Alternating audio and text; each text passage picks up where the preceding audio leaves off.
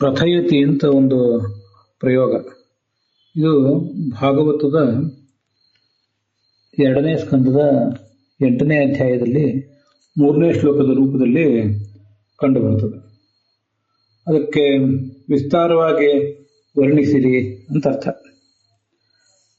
ರಾಜ ಪರೀಕ್ಷಿತ ಶುಕಾಚಾರ್ಯರನ್ನ ಕೇಳ್ತಾನೆ, ವೇದವ್ಯಾಸರು ಹೇಳಿದ ಭಾಗವತವನ್ನು ನನಗೆ ನೀವು ವಿಸ್ತಾರವಾಗಿ ಹೇಳಿರಿ ಅಂತ.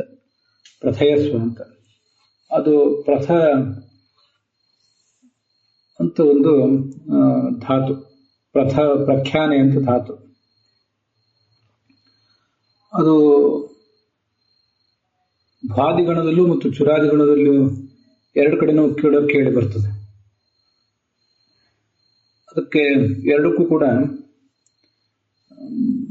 ಹೆಚ್ಚು ಕಡಿಮೆ ಸಮಾನ ಅರ್ಥ ಇದೆ.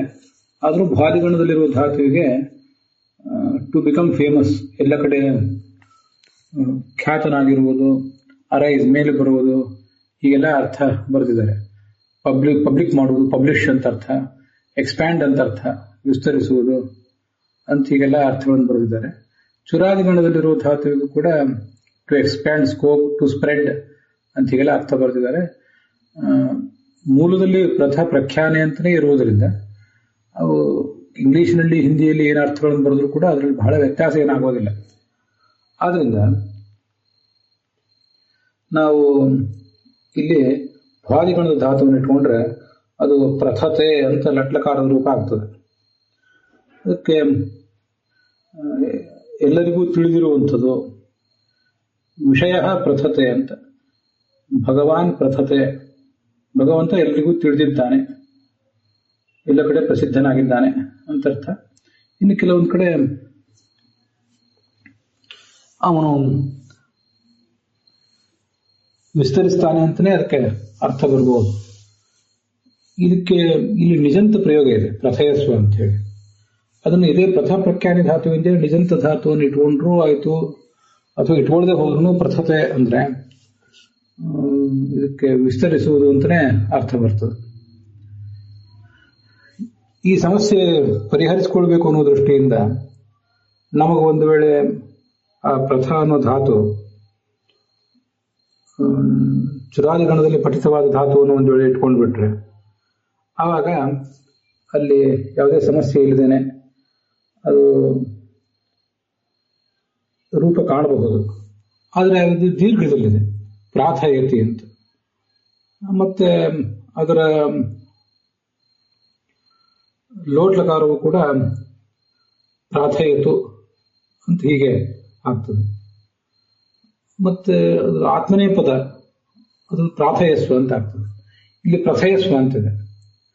ಆದ್ರಿಂದ ಸುಧಾದಿಗಣದಲ್ಲಿ ಬಂದಿರುವ ಧಾತುವನ್ನು ಇಟ್ಕೊಳ್ದೇನೆ ಭ್ವಾದಿಗಣದಲ್ಲಿ ಬಂದಿರುವಂತಹ ಧಾತುವನ್ನೇ ನಾವು ತಿಳ್ಕೊಂಡ್ರೆ ಅದು ಸ್ವಲ್ಪ ಸುಲಭ ಆಗ್ತದೆ.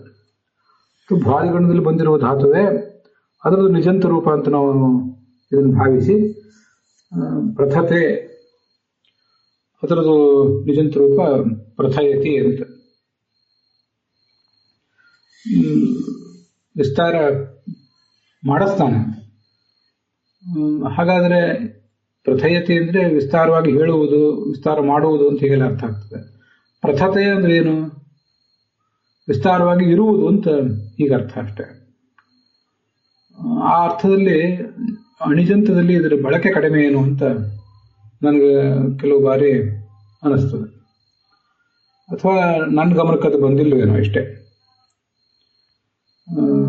ಈ ರಘುವಂಶ ಅದರಲ್ಲಿ ಒಂದು ಪ್ರಯೋಗ ಇದೆ, ಪಾವನಂ ಭೂಮಿ ಪಪ್ರಥೆ ಅಂತ. ಭೂಮಿಯಲ್ಲಿ ಅದು ಪ್ರಸಿದ್ಧವಾಯಿತು ಅಂತ ಹೀಗಾದ್ರೆ ಅರ್ಥ ಇರಬಹುದು.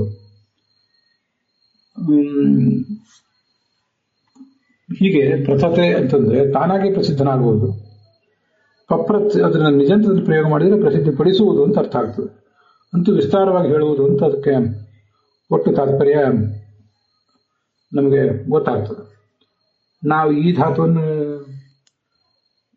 ಬಳಕೆ ಮಾಡೋದು ಕಡಿಮೆ, ಅದಕ್ಕಾಗಿ ಅಂಥದ್ದೊಂದನ್ನು ಪರ್ಯಾಯ ಪದವಾಗಿ ನಾವು ತರಬಹುದು ಅನ್ನೋದಕ್ಕಾಗಿ ಇದನ್ನು ನಿಮ್ಮ ಜೊತೆ ಹಂಚಿಕೊಂಡಿದ್ದೇನೆ ಅಷ್ಟೇ.